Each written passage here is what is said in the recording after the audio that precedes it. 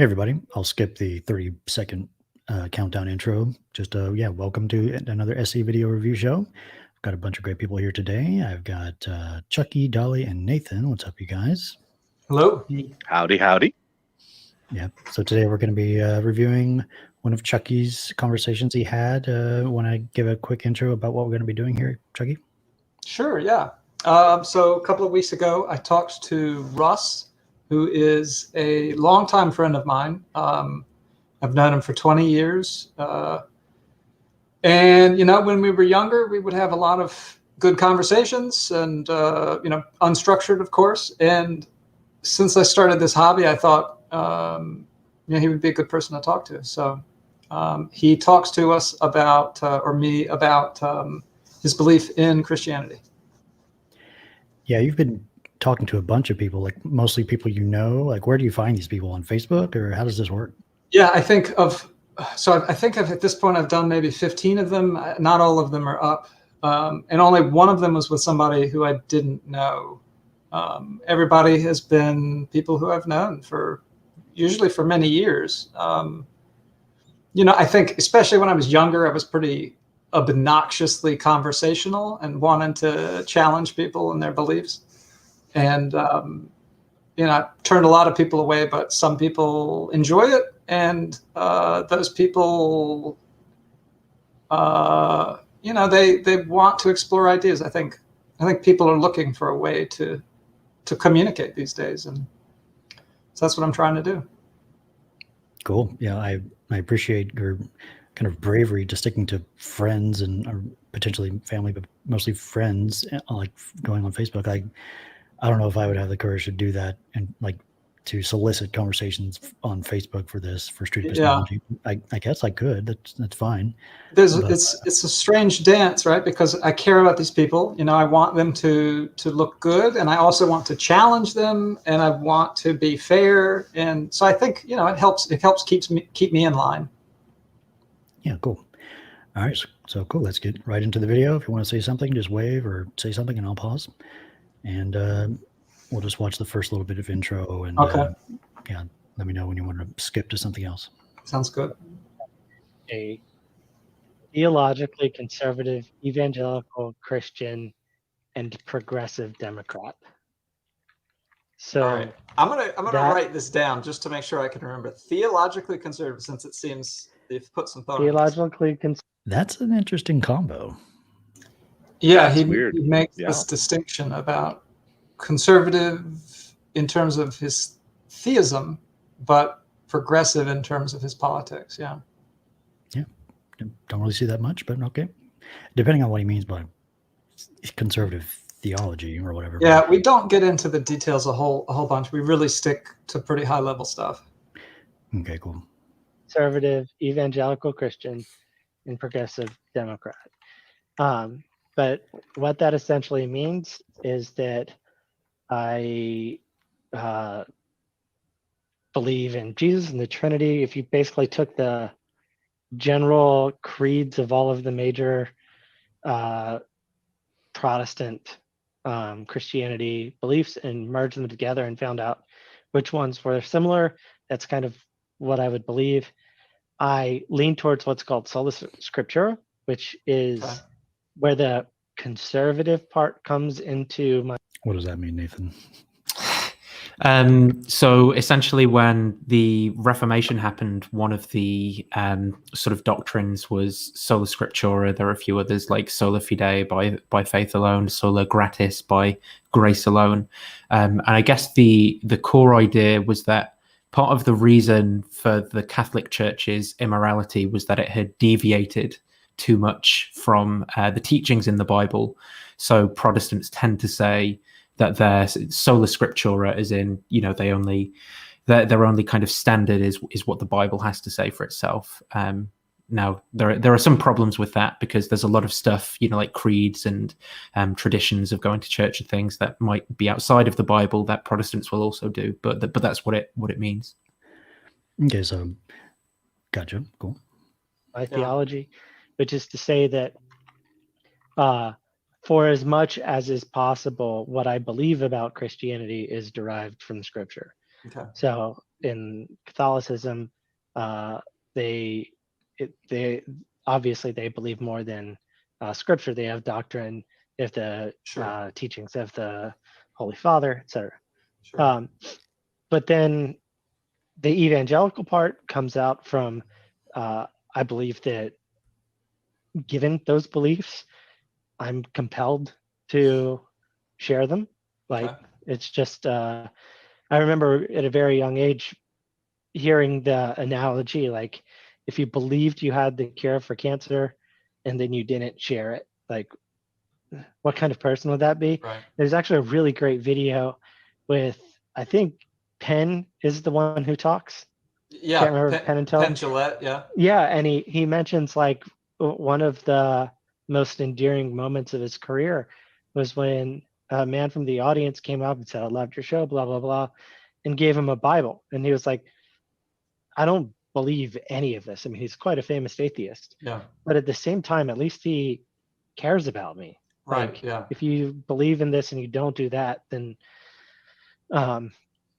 there's also a parable in the New Testament about that, where a father. There's a lot of intro here. Should we skip to the wise? Yeah. I don't think Russ would mind me saying that, but he is easily distractible. So yeah, I think however much you want to cover where he talks about his actual like beliefs, I'm not sure, but he talks about Christianity. But I would suggest skipping to 1948. Gotcha. Okay, so we've heard like growing up with Christianity, somewhat personal experiences, and then you've brought up this idea of argument. Yes. So the last 4 years, I've gotten addicted to philosophy of religion in Right. particular, and then a bunch of areas of philosophy that tie into it. But most of it is related to apologetics. So being able to give reasons for my beliefs beyond just because the Bible tells me so. Sure. Yeah. Would you say then, like if we were to make a pie chart, like that arguments account for, I don't want to give you a number, but like 50% or something like that, and personal experience is 25%. Like, what's the breakdown? It would be really okay. So I like the analogy, but I would like to try and use maybe a different type of chart. Sure. Yeah. Okay. Okay. All right. That's fine. So I think the way to think He about rejects the pie chart. Oh no. I was like, what, a line graph? What is he going to come up with? Yeah. We'll see. It's interesting. Oh, sorry. I was going to say it's interesting as well how I mean, I know we skipped like 20 minutes or so, but how at the start he said, I'm a sola scriptura, and then he said, well, I wanted to find reasons beyond the Bible for what I believe. It's something we never really went into. I didn't want to like catch him in contradictions or anything like that. Yeah. I think probably if he were to summarize, maybe he would say that his belief comes from argumentation, and then the details about what the specifics about Christianity, for example, come from the Bible. But his belief in certainly deism comes from argument. Right. Cool. The way to think about it would be sort of like building a structure up where you've got foundational beliefs, and then you can add on to that. And there are now probably 3 or 4 arguments that I find so convincing that I would need all of them to be toppled for me to give up my religion or to give up Christianity. All right. So it sounds like but arguments are really important. They are, but at the same time, I think I could have an experience that trumps those. So, like, You I think could you had an experience, or that it's possible to have it's one? possible to. Okay. So, like, I thought this was a really interesting distinction.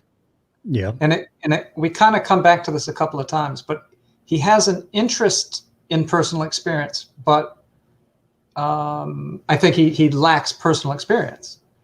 and we revisit this idea where he's drawn by arguments, but he wished that he had personal experience, which is really interesting.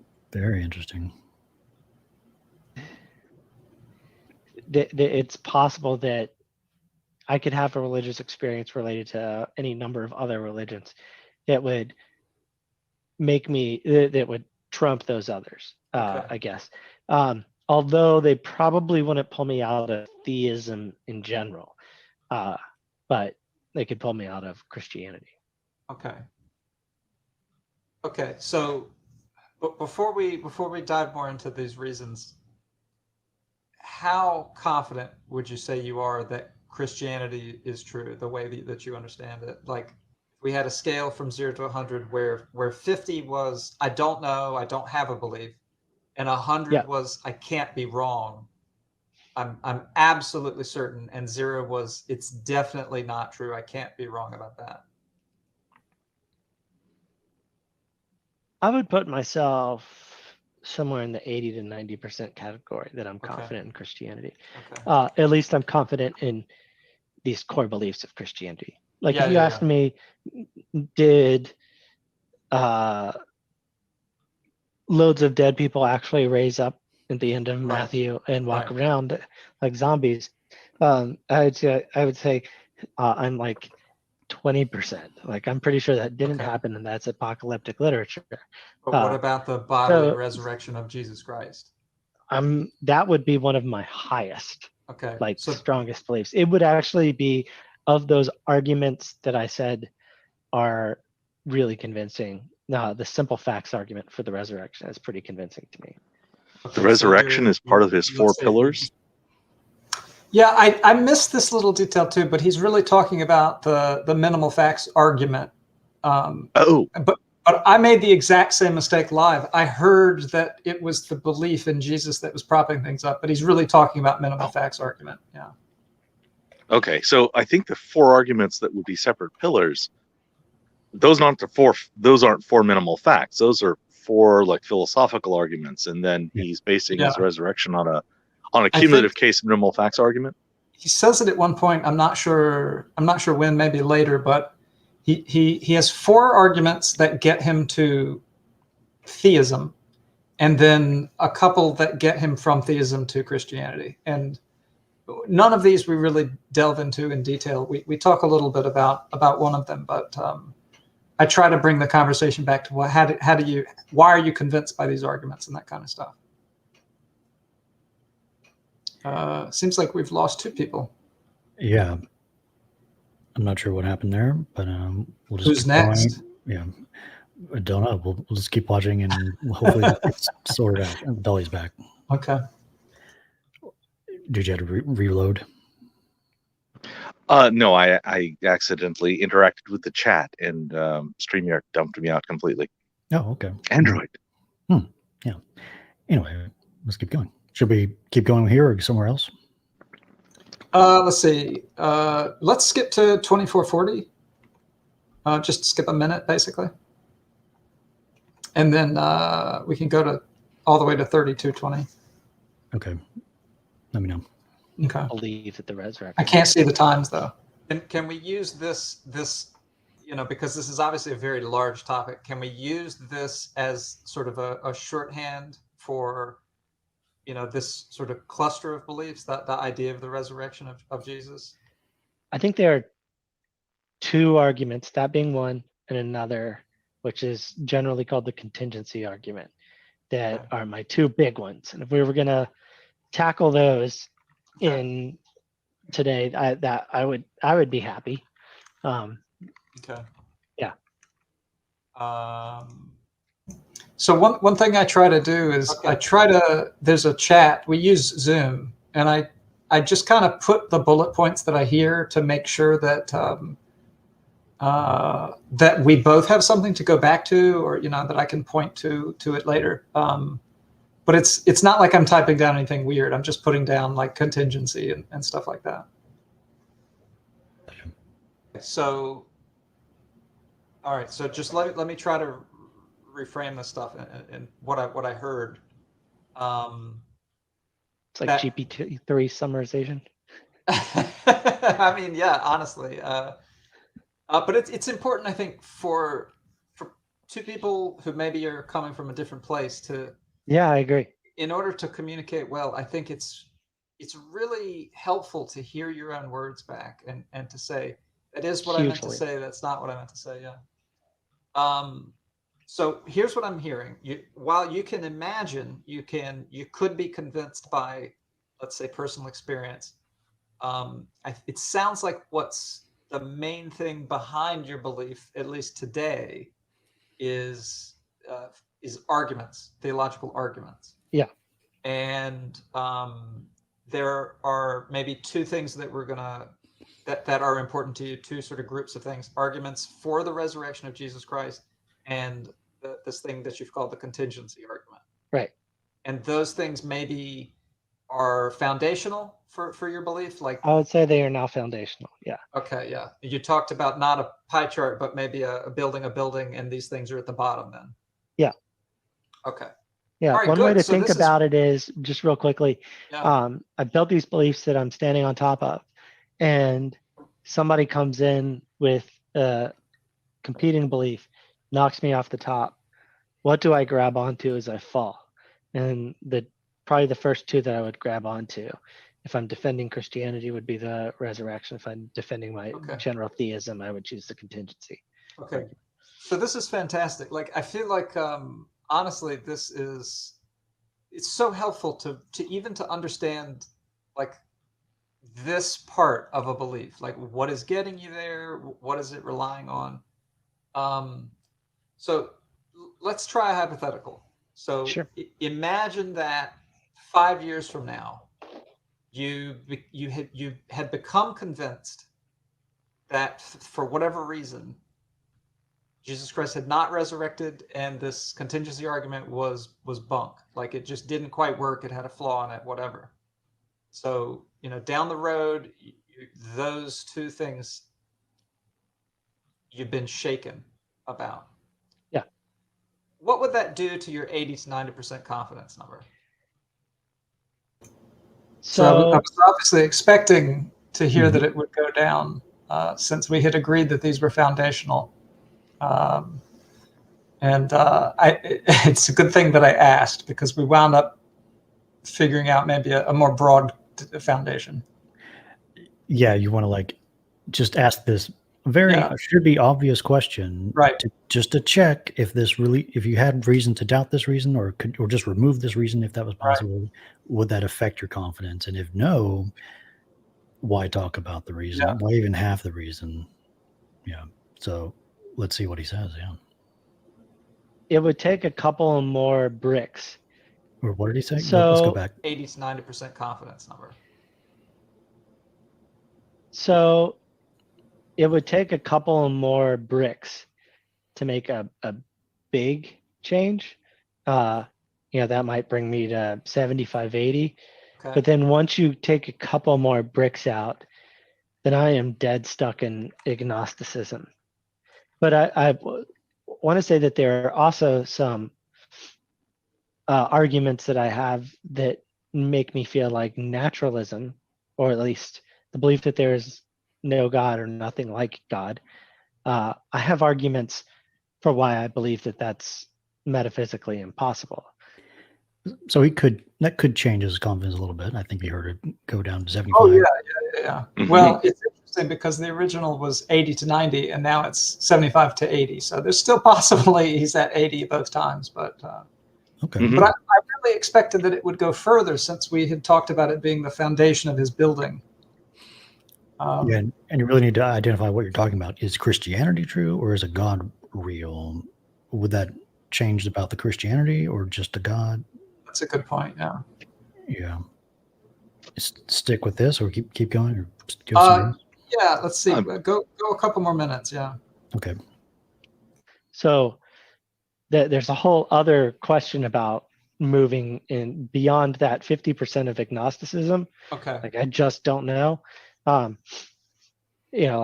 Which is basically where most people would find themselves, or at least internet atheists these days, who refer to themselves as, I just don't have a belief in God, versus I actively disbelieve in God. You know, Okay. I would fall into the I just don't have a belief. Yeah, that's how I generally think about it. Not sure, maybe is 50 more confident in the opposite of the proposition God exists is like less than 50. So that's how that works in my mind. So Part that let me make sure I understand. So it sounds like you're saying that these two things are the things that get you from 75 up to 90. Well, think about the best way I think is from a person who's done, I am sure, a large number of linear regressions in your lifetime.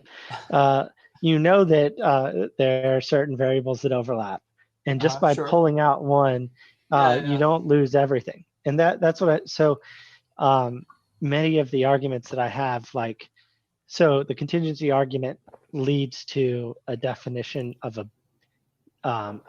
necessarily existing being. But so does this whole other argument called the Kalam cosmological argument, which I'm not quite as convinced by. Yeah. Although I'm pretty convinced by it. And so if I lose contingency, this one probably makes up the majority of it. You know, there's a lot of overlap. So I don't want to say that, you know, the contingency argument only gives me a little bit. I think it's a pretty substantial piece of pie, but it can be removed and other things can fill its place. So let me try asking this then. What is it'd take a long I think he has a really good argument there about the pie chart. That when we do linear regressions, we don't pull out. They don't stack up to the number. He's correct about the statistics about it, and I think that's one of the wrong things about the pie chart example is it is actually oversimplified. Yeah, I heard that. I guess complaint in the discussion with Eddie. Actually, we're talking about spam filters, and there's certainly, there's a lot of different components that help prop up our beliefs, and they have interactions, you know. So I totally see where he's coming from, and I think we wind up clarifying this, that there's a collection of 4. I think he's just about to say it. There's 4 things that together make up the actual foundation. Okay, we'll see if I can count them off. Oh, here we go. Ready? Yeah. What's that? To go over all the arguments. So yeah, I'm trying to identify what the most important things are. So like, could you identify what's getting you from 50%, from that middle, like all the way up to 75? Yeah, so I think a better general idea, instead of focusing on just the argument, although I think it's worth discussing, is that my justification for rational, or my rationalization of what the world is and how it can be and all of that kind of stuff is dependent upon some sort of understanding that I've come to from a series of arguments. And then also my understanding that I've come to from a series of experiences. And those combined get me up to 70 or 80 or to 80 or 90%. Now, if anything, compared to other Christians, I would say that my experience side is pretty weak. Okay. And I think that's more of a psychological thing than anything else. I just have this bias towards wanting more of a rational, as apologists like to say it, I want to be able to show it rather than know it. And so I really I'm like looking for reasons good that idea. can be expressed in ways that others can understand, as opposed So to my own. Sorry, I was hearing. Oh, sorry. It's hard to tell who's talking. And he wants to be able to demonstrate his belief. Like, I think he wants, good arguments, and not just have the belief, but to have reasons to believe it. And I think I like that sentiment. Indeed. Keep going here? Or? Yeah. Okay. Subjective. Could you point to any of those arguments, like being something that gets you from 50 to all the way to 75 or 80? Yeah, so I would probably put it as like a combination of 3 or 4. Okay. There's the contingency argument, although if you want to get deep We'll- into it, I would say We'll definitely Alexander. talk about it once we sort of Okay. establish what's. Well, I would just yeah. say it's the version that I like the most right now is Alexander Pruss's version of it, who's a philosopher at Baylor. The second would be the Kalam cosmological argument, which is most commonly proposed by William Lane Craig. William But Lane Craig, actually, I would say Alexander Pruss's recent work on causal infinities is what drove it home for me. Okay. I was always much more skeptical of it until this Pruss took a whack at it and hit it out of the ballpark. Third would be the that math. Oh, bang my head against the wall. Oh, no. Totally. Yeah, arguments for and against infinities are both just such rabbit holes. Oh my gosh. And the answer is mathematicians can do whatever they want. Mhm. the argument from morality, which would be specifically obligations and duties. I don't see how we have moral obligations or duties without a God. I can see how we could have moral values. I just don't. Does that fallacy count for that? I don't want to call out Russ, but that's what pops in my head. Like, what did he just say? Let's go back. He literally said, I can't understand how. Yeah, let's go back. Don't see how. I don't see how. So I think that counts. So all right. We have moral obligations or duties without a God. I can see how we could have moral values. I just don't see how we're obligated to any of them without a God. And then the last one would be this new argument from this guy named Josh Rasmussen, who makes this argument similar to the contingency argument called the argument from arbitrary limits.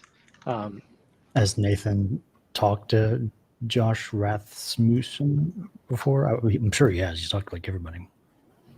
We'll see. I'll have to look it up. Oh, well. And Nathan is not feeling very well. He's going to be on the chat next to the Lou, he says. So feel better, Nathan. Sorry about that. Next time. Yeah, feel better. Yeah, I understand the first 3 arguments. I don't understand argument from arbitrary limits. I have not learned that one yet. I tried to read after the conversation. I tried to read about it, and it seemed very intricate or technical. Okay, but that would fit given your interlocutor. Yeah. So, sorry. I was just going to say, it kind of addresses something that you were just saying about, mathematicians can do anything. The last half of the conversation kind of becomes like, do you prefer arguments or evidence? And I think we talk more at this point, like we confirm that these are his foundations. We talk about the hypothetical again, and he's like, yeah, this would shake me. So we could listen to that up to 39, but that's pretty much the gist of it. Is that these arguments do shake him if they were to change. Okay. Not to skip 39. It's just from here to 39. Oh. But which I think is a good thing to listen to. If we want to save time, we could go all the way to 49, but it's up to you. We're doing pretty well in terms of our ratios, so go ahead and watch. Let's keep listening to up to 39 then. Yeah, I think we're on here. Yeah. Would be the resurrection. The last one would be this new argument, or the contingency argument called the argument from arbitrary limits. But those 4 are the ones that are theism. The one that gets me to Christianity would be the resurrection, although also a bit of the moral argument, because I think some of the moral obligations within Christianity that I believe to be true Okay. would require a justification in an argument like the moral argument. So they So let's bolster each try. other. Let's try the thought Go ahead. experiment again. So Do. let's say 5 years down the road, you've thought about this stuff, you've learned a lot of things, you've listened to people, you've worked on your own arguments, and you've come to doubt the contingency arguments, the Kalam cosmological argument, the arguments from Obligations and Duties about morality, and Josh Rasmussen's argument from Arbitrary Limits. You've come to doubt all of these things. You're no longer confident that they're good arguments. Yep. Where would you be now on the scale in your belief in Christianity? So there's a difference of where I should be versus where I would be. Wow, that's very honest. I like Yeah, that. I really like this. I love how your notes are good enough. You can actually read off that list. That's very impressive and a good standard. That is a good standard for SE, that if they have a complex argument, you should be able to hand them back at least that surface level of complexity. I might not understand them all, but I took down what he was saying. Yeah. Mm-hmm, mm-hmm. I appreciate you making that. I think I should be at 50% flat. Okay. So although I might be a little bit lower, I might be at 40% because I might, because the problem of evil is a significant enough objection to an all good God. It depends on how I'm feeling about that. A lot of my theodicy and this. Like I really felt like we were on the same page. I really felt like he was being honest and open about this. Like, he started by saying I should be at 50. I might be lower because actually there are some sort of difficulties about religion. I really felt like he was being super honest here, and I appreciate that a lot. Yeah, it's great. Yeah. Explaining that is dependent upon a Christian God and not just a God. So if I lost my belief in Christianity, then the theodicy becomes weaker. Now, what would I believe? That's harder to know, and I'm guessing I would probably still lean towards Christianity, both out of comfort and out of, so you can imagine that at that point I would recognize that my belief-making faculties are to a degree untrustworthy. Because I've been waffling. Right.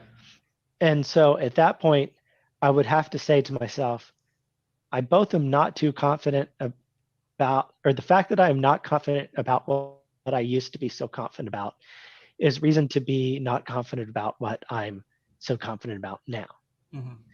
And so at that point, I might just choose like a stasis. Like I'm not going to change that much. But what I probably would do, what it would impact the most, would be the vigor with which I defend things. So I would be more willing to say, I'm not sure, but this is what I believe. I don't know, and it would be a lot less interesting of conversation because they'd end a lot more quickly. But I'm willing to admit that I probably wouldn't go as far as if I were to just, if a new person was born today with those beliefs, what would they think about this question? I don't think that I probably would choose to remain a Christian, or at least Christian-like. Right. There's certainly the difference in acting like a Christian and believing it. Right. Any feedback on that last minute or so? That was really nice and listened, and it was good. Yeah, that very beautiful. And I agree. Christian, like me and Richard Dawkins and my friend Sleepy, we are all cultural Christians. Yeah.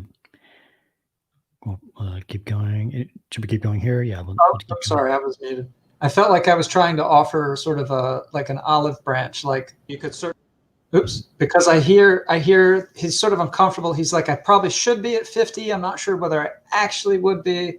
And so I was trying to reassure him, you don't have to become a bad person or anything. You can you can still be a Christian without believing in it. Is kind of the idea.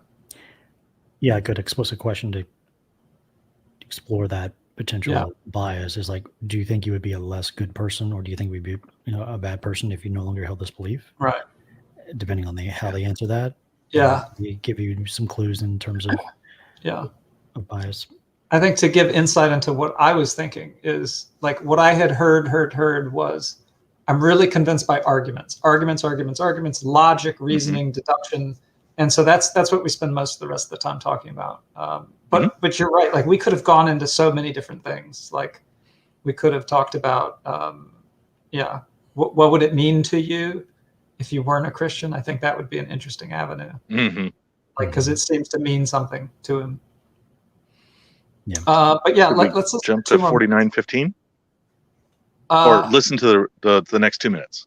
Yeah, I give it 2 more minutes. Okay. Yes, good. Christian-like. Right.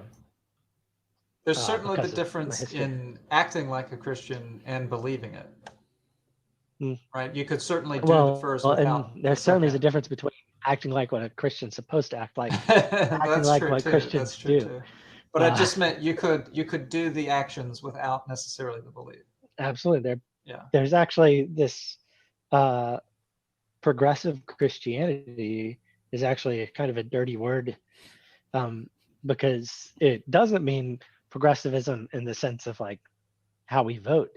It's about sort of like, okay, we're not quite confident in what actually happened, but in it the still Bible seems like a and good that way kind to of stuff. live.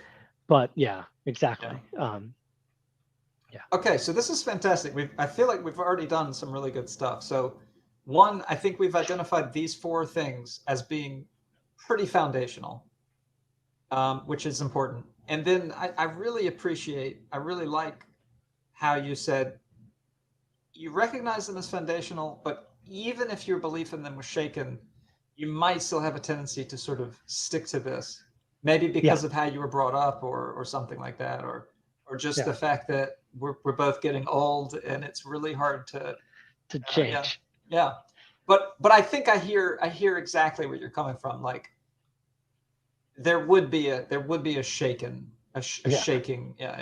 Okay, that's great. So then we can talk about these things and we can say, I think we sort of talk about the contingency argument, but we don't really go anywhere with it. So I would suggest skipping to 49:15, unless Dali, you had a different one, or okay. That's good. That's a great place to go to. Yeah, and I appreciate you adding the timestamps to the description. Oh yeah. Once I figured out that YouTube had that, I was like, oh my god, every video should have this. Yeah, it's so much better. So nice. Yeah. Just so everybody understands, both Chucky and I went through this video independently and time-stamped it out where we thought it was interesting. So that's why we keep going back and forth like, oh, what about this time? What about that time? Right. Yeah. All right, here we go. We can call God. Correct. Okay. All right. So one thing I noticed about this is that it's fairly abstract. Yeah. It's sort of it's an argument in the air, right? We're sort of saying this follows from this and this follows from this. Correct. It doesn't use any science or like the Kalam cosmological argument does, but yeah, it doesn't use any experiential knowledge. Right. So I'm going to ask a question that I think might be a little hard to answer because maybe this idea is important to you. So try to think slowly about it. It's a very general idea. Is it possible for arguments to be wrong but sound right? Of course. Okay. All right. So I'm so glad that he came back on this quickly. Like it really indicated to me he was being 100% serious about this and really like answering the questions and thinking about stuff. I really appreciated that. Yeah, he's great. Super honest. Yeah. Super open. We love you, Russ. Yeah. I'm certainly not saying that this is wrong. Yeah, but sounds right. But I mean, that's possible. That's Descartes 101. Like I could be confused by the math that's sitting in front of me that looks like Right. there's no way that 1 + 1 is Right. not equal to, but maybe there's this demon in front of me that's got me convinced. Right. No. Okay. All right. So good, because I feel the same way. I feel like I've had far too much school, and I've often been in this situation in a class or something where I'm like, this must be, it can't possibly be anywhere because of this argument, but then I find Anyone out, in I missed quantum this. physics 101? I've always been bad at physics. I'm just thinking like a math argument, but like, Yeah. But like I've had this experience where I missed this idea, or I didn't realize that this little thing in the corner was actually important, and that kind of thing. Yeah. You acknowledge that it's that little cut there was the doorbell. Nothing important. Okay, yeah, like that. There's a cut there. Yeah, it's kind of jarring when there's no cuts in the rest of the video, but somebody came to the door, so. Okay, gotcha. Yeah, you're talking about this just comedy of errors of the history of human knowledge and science. Right. Humans have had a lot of very interesting ideas about what's real, and then turned out to be completely wrong, and even just laughably wrong. So yeah, it's good to be humble about even things we know today. I'm betting at least one of those 4 arguments includes a reference to the law of excluded middle. And quantum theory would like to have a word with you about your law of excluded middle. Thank you very much. Oh. Yeah. For this argument to sound convincing, but not actually to hold. Correct. Okay. In general, do you find yourself gravitating more towards empirical argument, like empirical reasons, or like abstract arguments? I actually tend to find myself so at first I moved more towards empirical. So like the Kalam is one that starts with that there's a beginning of the universe. Do you want to make clear what empirical means for people who don't know? Yeah, I'd make the distinction that empiricism or empiricalness is about like evidence, like tangible evidence, really inductive reasoning. You have some sort of something physical, you've tested something, and rationalism or deduction is the idea that you make an argument in the air. This leads to this leads to this, so therefore this must be true. And I'm not a historian or a philosopher or anything like that. I know there's movements, and but that's the basic breakdown. Yeah, cool. Yeah. And then, or the fine-tuning arguments, which look at the initial constants and quantities of the beginning of the universe and how they're necessary for certain reasons, or not necessary for sentient life.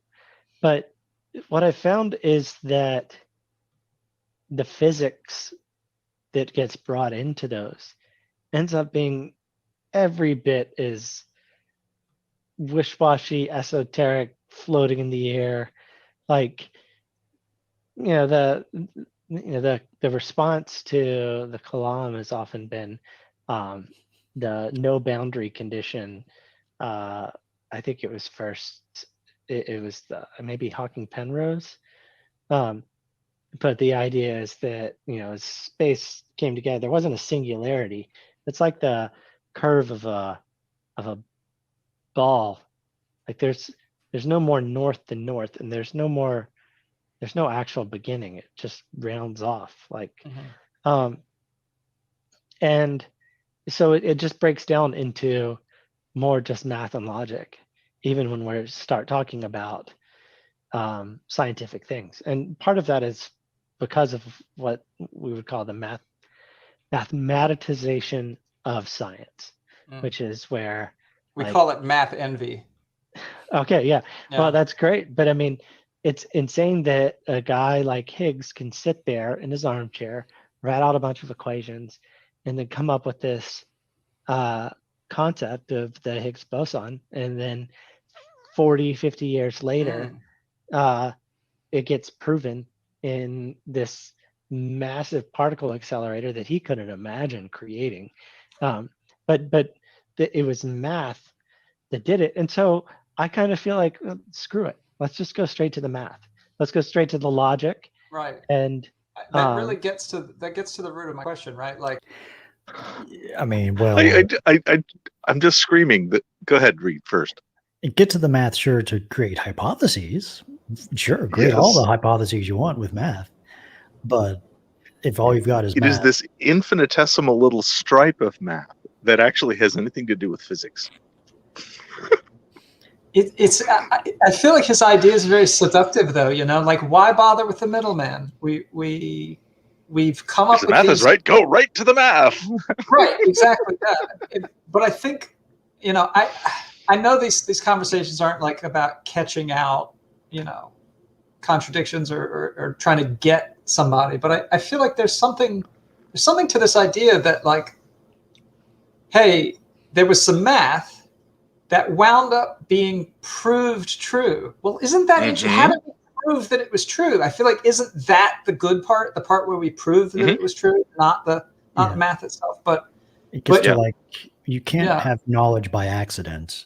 You have to, I think, like you said, it's great for generating hypotheses, but to really test it, you need to test it. Yeah. Otherwise, you have clock right twice a day. Yeah, but it's a super seductive idea, and I can appreciate where he's coming from.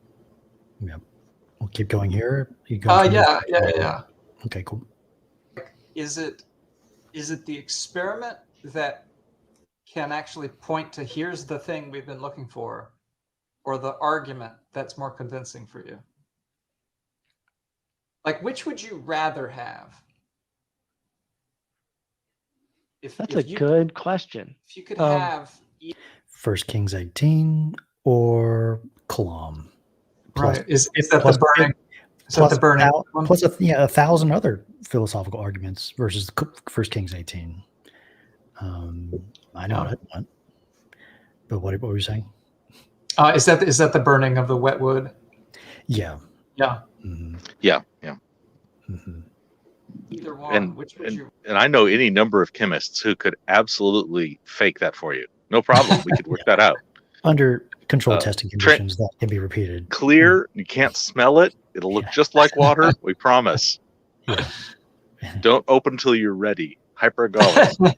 That can be, we would have a 1 Kings 18 a replication crisis if that happened. I would doubt the 1 Kings 18 test. So okay. Rather have about God, about Christianity. Oh. Let's go back. Hang on. Rather have. That's a good question. If you could have either one, which would you rather have about God, about Christianity? Oh. I would much rather have an experience. Yeah. But that's partially because of what I believe about God. So, like, I think it would be rad. So if you could have, let me just make sure we're on the same page. If you could have like an experiment or a testable way of saying, oh, look, there. Oh, good. Yeah, an external experience that others can potentially falsify, or just an internal experience. That would be my clarification question after this. I forgot. We play with that idea. I don't know exactly when, but I bring up, like, your wife sees it, you can video it, things like that. Right. But it's really interesting because I think, and I think we might talk about this, but there's the personal experience as a thing that theists talk about, and then there's the experience of proof, like the kinds of things that are used for inductive arguments. Here's a thing I saw. Here's a thing I saw. So that maybe that gets at what you're saying. Like, there's internal personal experience and external personal experience, and I think that's is the experience shareable and objectively viewable, multiple perspectives. For me, at least, they seem super different. But I think maybe in Russ's head, he was thinking about internal experience. Yeah, and even with internal, I could be potentially persuaded something interesting is going on if they put, like, 1 million Christians in an fMRI study, and that they reported this during this hour of the fMRI. I had a personal experience with God, and we could correlate those experiences. Or maybe it gave you knowledge that enabled you to make predictions about the external world. You know, even though it was an internal experience, you could make external predictions. Yeah, that'd be great. A bunch of ways. Yeah. Yeah. That's There different. he is. Yeah. If I could have a testable way, I'd prefer that mostly because of that people just believe with their eyes more than anything else. Right. Do you think that's a good thing? No. You think it's better? Yeah. So, well, the reason why I think it's a bad thing is I think that people downplay their sense or various sense perceptions. Like people trust their eyes first, then maybe they trust what they feel or touch, then maybe their smell or their ears. But what it's really about is what senses are appropriate for detecting what things. Like if you asked me to detect argon, like what sense would I use? Like there just isn't one. I mean, it's a inert gas without a smell that, the only thing that would happen is I'd die because I'd breathe it in. But regardless, carbon monoxide. Yeah, exactly. So and if you wanted me to detect natural gas in a house, I would use my nose because they've I think this was really interesting. I didn't call him on it, but I felt like it was a bit of an emotive sort of, whoa. If I go around testing things, I might die of gas poisoning. Yeah. Yeah. Like what if I test something and it turns out to be argon and I die? That seems really dangerous. I'm going to stick to not testing things. Mm-hmm. And like nature evolution has equipped us to be able to falsify potential phenomenon in reality by, if we can see it but we can't touch it, that would cause us to doubt some phenomenon. Or if we can see it and touch it and smell it, like there's various ways to kind of, you have a cumulative experience system using our senses. So I would need to use a modern cyborg sense for that, like an infrared camera, or perhaps laser ion spectrometer. I forget. Yeah. But I think in a way he is making a good point. Like I almost wonder if it's an equivocation. Like when we say belief that you can see, usually we don't literally mean see. And so is the question really like which sense is appropriate, or is the question like what method is appropriate? But I'm not, I wasn't really sure whether I should push it. Does it smell? And so when we talk about detecting God, I just ask myself what senses would be appropriate for detecting an immaterial being. Like would it be my eyes? And that just seems wrong. And then on top of that, when I think about that, if God really is the underlying foundation, like ultimate reality, then we should be able to see God in the structure of reality. And when I think about the structure of reality, I think about math. Like I think, so let's go back just to make sure I understand, because I heard you say at first, and maybe this was just a misunderstanding, but I heard you say that you'd rather have experiential, like for me. Yeah. Like your gut craves this, I guess maybe is how to say it. Like I would love to have that feeling that some people have described. Yeah. Right, like for God to come down and say, "Hey, I'm God. How's it going? Do you have any questions?" And to be able to, be satisfied with a fist bump. That'd be a fist bump or a hug, right? Well, not during COVID. Yeah, does Jesus wear a mask? That's too political. Haploid or diploid. But to be able to like take a camera and see that, right, to capture that evidence, your gut wants that. Is that what you're saying? So for me, I would like a personal experience that is on par with what others have described. But for demonstrating to the world, Yeah, I mean, this maybe is I'm not really, this is no. You've just given me a tough question. Like I'm, and it's just going to take me a while to think through it. yeah. Yeah. I don't. I mean, it I seems like don't when know. people I talk wish I about paused more. Yeah, but that's fine. Yeah. He was thinking about it for like a minute there. It's great. experience, they're not really talking about photographs, Correct. right? They're talking about feelings. Yeah, and my belief about that is that feelings get a bad rep. Right. Like, Oh, I like see. yeah. So that's what I was getting at with, like, you place a particular sense with, what's the appropriate sense to detect X, Y, or Z, and then if you ask that question of an immaterial God, like So I think what's it going to be?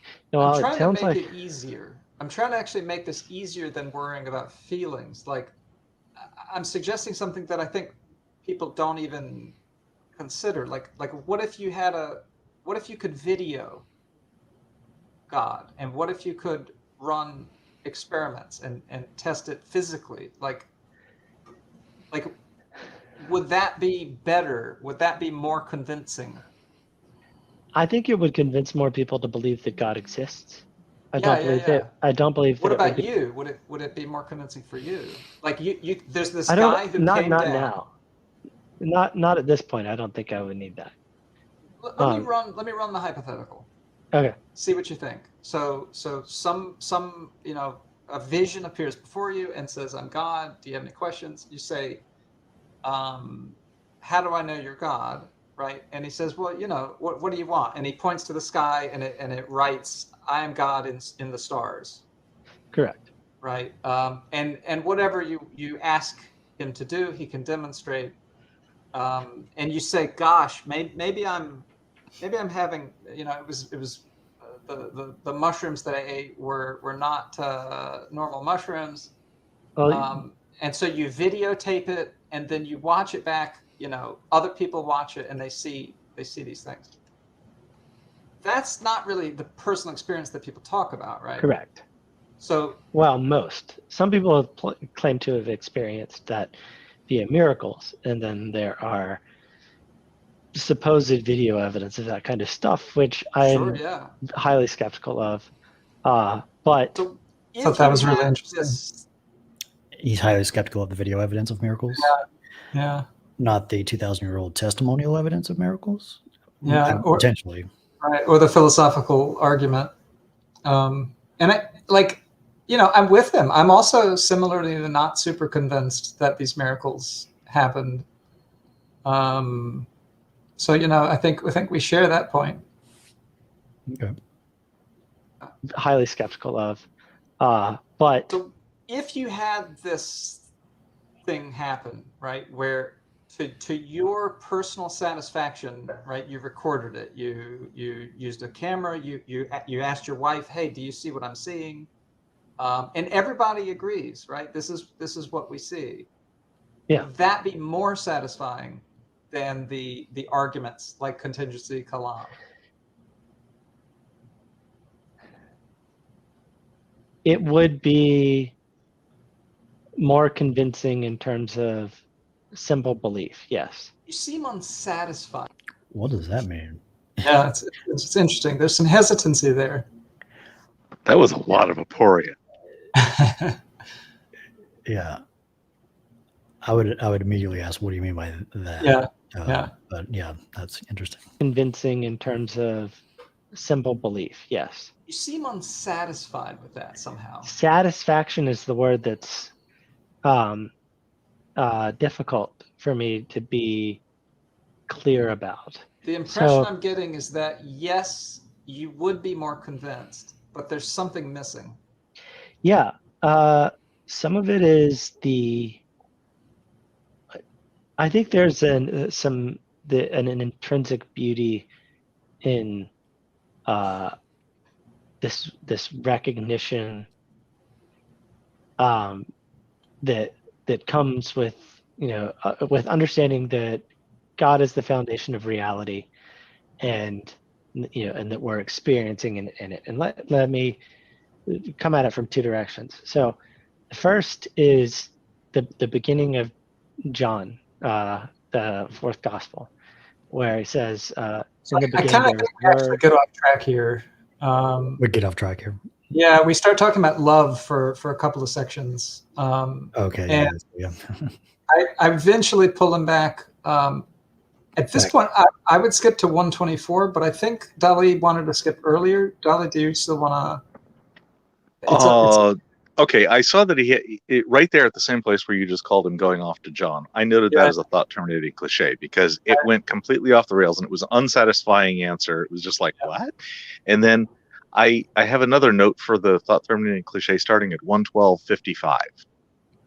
We I can don't specifically remember. Okay. I don't remember exactly what that was. At 112:30 here. Work out the details. But right now, what you're describing is a very powerful being that holds some of the qualities, but not all of the qualities required to be. I hear you making the distinction between. That's the name of the show. Take a drink. Take a drink. It's the titular scene of the show. Yeah. Some of the qualities, but not all of the qualities required to be. I hear you making the distinction between a creator of the universe and God as you understand it. Correct. But okay, so to try to put this together, I hear you saying that what's getting you to 80 to 90% are these philosophical arguments. I think we passed it up. What was it? 112:55? That it? Well, 112:55 through 117:30 is my note. It's 5 minutes long. Oh, well, to get to the cliche, I mean, yeah, this is the back to evidence versus argument section in the video. Should we? We can just jump to 124. Then the rest of the time? Or, okay, sorry. We'll skip to around 120.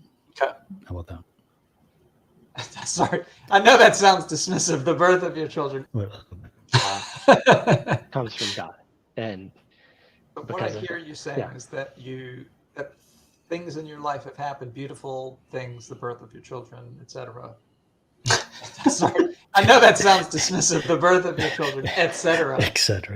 But honestly, there's important things, It's pretty gross too. It's beautiful and gross. But these things you've attributed to God, but I would assume that comes because of your belief based on these arguments. Correct. Right, like that's what comes first, and then the Correct. attribution comes. Correct. So is it possible that the attribution could be mistaken? Sure. Okay. Yeah. And as always, Russ is really honest about this stuff, which I just feel like it's so pleasant to talk to somebody who's willing to say, yeah, I could be wrong. I feel like it leads to just 1,000 times better conversation. Yeah. Example that you provided. I'm going to give you at least a 1/10 of a Pine Creek point on that particular push. Sure. Okay. But take the example that you provided. Videotaped, million people saw it happen live, and then those same million people give identical testimonies, and they all agreed, yeah. Yeah, and it turns out it was the devil. Sure. Okay. So like I don't. Or an alien. That's the one. There it is. What was it? As soon as you introduce the devil as the end result way to defeat all other arguments, everything else and everything else and everything else. And by the way, and the devil could completely fool you. I was just like, to be fair, I do ask a question about it, I think. Okay, well, let's hear. Okay. So like I don't. I think that skepticism is available to us in every type of. I understand what you mean now about thought terminating. I think that is what it is. It's maybe he's getting a little bit uncomfortable, and he's like, oh well, at that point it might be the devil, so I can't really trust it. So yeah, thought terminating I think is a good way to describe it. Mm-hmm. It's empirical in the standard sense of using our senses and the census as most people think of them. So I'm or- hearing you react to this because I know from earlier in the conversation, right? There's something in you that is saying that this videotape evidence isn't satisfying. Hold on just one second. And I guess I'm hearing you. I might be a little frustrated or just wanting to wrap up at this point. Yeah, it's around. Yeah. Probably. I think his kids need attention. Yeah. Yeah, interesting. Dismiss it. I don't hope that's not too strong a word, but I'm hearing you dismiss this idea of having this empirical evidence as saying that, well, it could be the devil, but could it not also be the devil who's providing these arguments, the Kalam cosmological argument? Sure.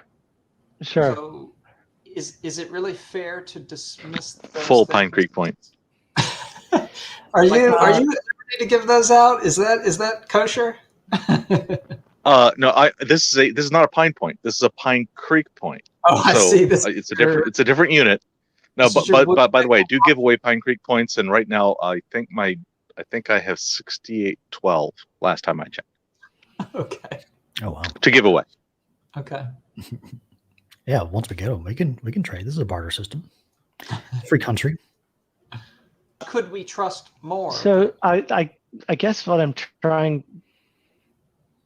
I don't know how to answer your question.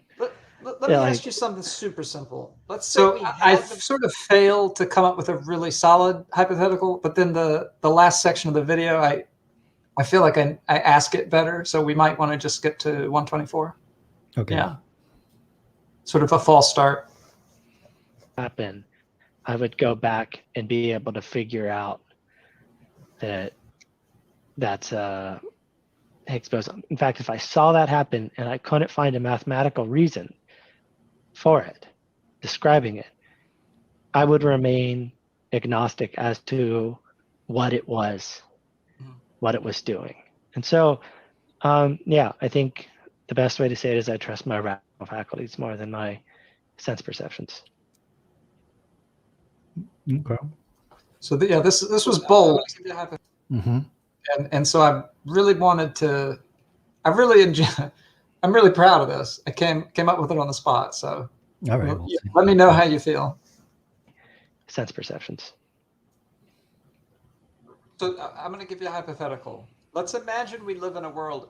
I know some people have difficulty with hypotheticals. I think you take to them like a duck. I love to them, water. but I'm going to warn you. I have a non-hypothetical, which is in 5 minutes my kids turn into pumpkins. Pumpkins, yeah. But That's I would fair. also extend. I would love to continue this conversation on another day, because this is even if it's not recorded. This is so I think much we fun. can wrap it up in 5 minutes. Okay. So let's sort of end with the hypothetical.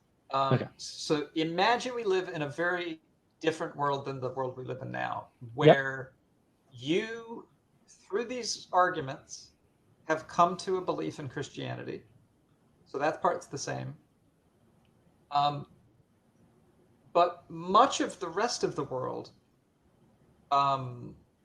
believes in Hinduism because of actual experience. The gods of Vishnu and Krishna come to Earth and walk around and do acts that people can see and videotape, and there's videos on YouTube, and you've seen them sometimes when they come to your town. Which do you think would be more reliable?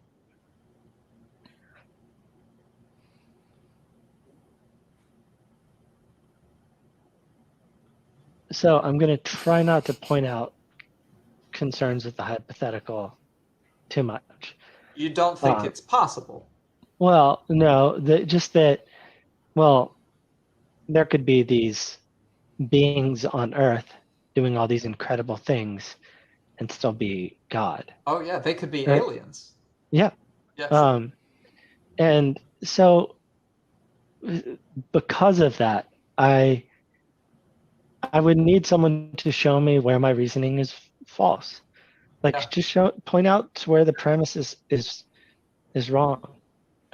Like, and that was, with the cosmological argument, Leibniz had a clear problem in it. He had a problem, or not the cosmological argument, Anselm's and the ontological argument had a clear problem in it called a modal collapse, which is basically where possibility and necessity become one and the same, not just for God, but for everything.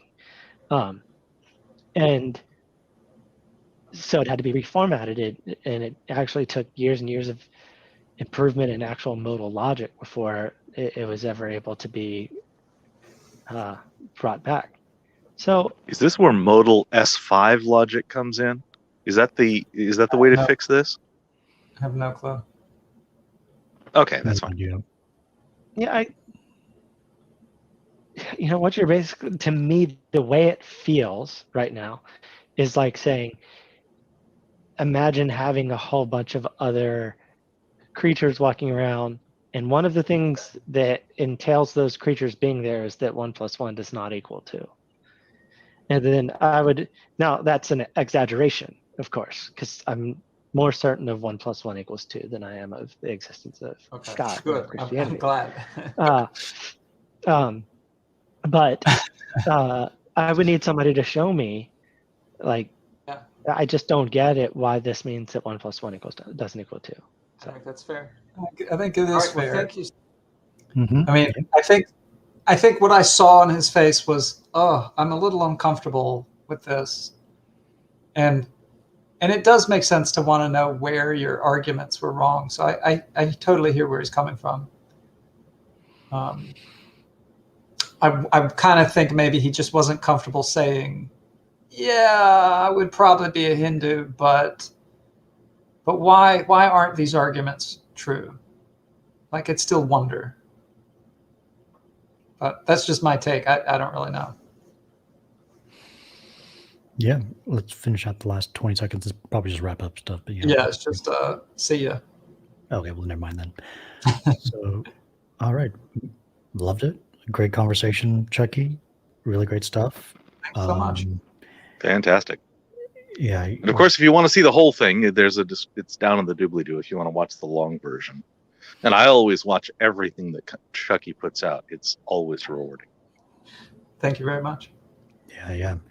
Do you plan on doing anything more soon? Are you going to do a part 2 with Russ? Any plans? Yeah, I haven't actually done any part 2s, but I might do one with Russ. I just recorded one about someone who believes they can predict astrological signs, which I'm really excited to go through. But I haven't edited it yet. That's fun. That's fun. Sweet. Any other general feedback, Dali? I mean, I didn't really. Well, obviously, rapport was way up there. So you get all those points plus lots of points for generating aporia, and even a full 1.1 Pine Creek points for pushing spending just a little bit rapport to get some additional introspection on it. It was a little bit of I felt like it was a little edgy, but it turned out. I mean, that's the thing about talking to people who you know how much you can push them. Like, I probably could have actually pushed Russ a whole lot more than I did. But with some people actually do get upset, and if you don't know the person, you're not really sure what might happen. Yeah. And that's a risk. I'm really glad. That's a big risk. In not taking that risk, I think there's already enough of what I see going on with Russ that if he looks this over, it's probably going to shift him. Because I think if he watches himself back on your video, he will probably see those areas where he just suddenly for example, saying, yeah, I would disbelieve it, but my belief-making apparatus probably would stay stuck anyway. And if he comes to that realization that this might be belief-making apparatus staying stuck, that's really the first step toward loosening it up. Yeah. If you ever do a part 2, it sounds like these philosophical arguments are something that is pretty much really foundational for him. Maybe just pick the one that he thinks is the best and just put the burden, really go into it. Yeah. Put the burden of understanding on yourself and just really just go through it step by step and just try to understand it for yourself and see where it breaks down for you, and try to figure out where you went wrong in understanding it. And yeah, that'd be great. Yeah. Try to pick out any unstated assumptions and unstated premises that as well. That'd be good. But yeah, it was really good. Thanks. I look forward for more. All right, everybody. Thanks everyone for watching. Yeah, this is not a Sunday. We're kind of just going to be doing this kind of ad hoc. We see a video pop up, we might do it the day of or the next day or whenever we can all have time. So just subscribe and get your notifications there, and we'll be back soon. Yeah, and all of our links to our stuff is in the description. Yeah. All right. See you guys. Thanks so much. Yeah, thank you. Later. See ya.